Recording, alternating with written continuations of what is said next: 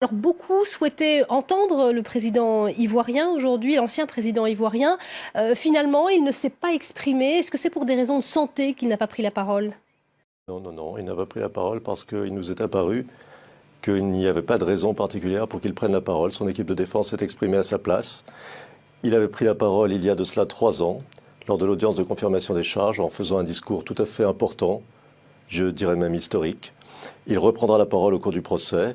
Aujourd'hui, il est apparu préférable, utile, que nous puissions présenter les choses de façon plus technique et plus juridique. Maître Altit, dans votre déclaration d'ouverture, vous accusez la France d'avoir soutenu militairement Alassane Ouattara dans sa stratégie de prendre le pouvoir par la force. Expliquez-nous en quoi cela exonère le camp de Laurent Gbagbo des crimes qui lui sont reprochés. Alors, je pense qu'il faut présenter les choses de manière un tout petit peu différente. Nous sommes des avocats, nous répondons aux arguments d'avocats de l'accusation, que sont les procureurs. Les procureurs présentent un narratif. Ce narratif, nous le considérons, nous, la défense, comme biaisé et partiel. Pourquoi? Parce qu'il reprend le narratif de légitimation de la prise du pouvoir par Alassane Ouattara, qui avait été conçu à l'époque par les communicants français d'Alassane Ouattara, un narratif politique. Et nous considérons donc que le procureur n'a fait que reprendre sous des habits juridiques ce narratif politique. Par conséquent, nous avons aujourd'hui, comme nous l'avons fait depuis des années maintenant, mis en lumière les contradictions, les failles, les manques, les silences du procureur pour montrer que sa thèse n'a pas de fondation, qu'elle ne tient pas.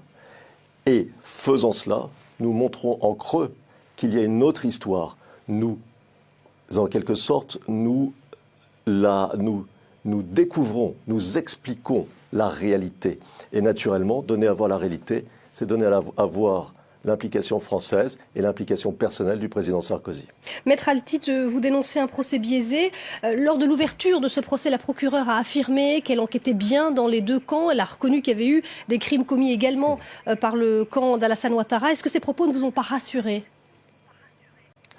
Ce n'est pas très rassurant. Il y a 3 ans de cela, je demandais à la procureure, devant les juges de la Chambre préliminaire de la Cour pénale internationale, quand elle allait enfin poursuivre ceux qui sont suspectés de crimes de masse, de crimes contre l'humanité, d'avoir commis ces crimes pendant des années et des années, notamment dans le nord du pays, qu'ils ont ravagé pendant près de 10 ans. La réponse a été « bientôt, ne vous inquiétez pas ».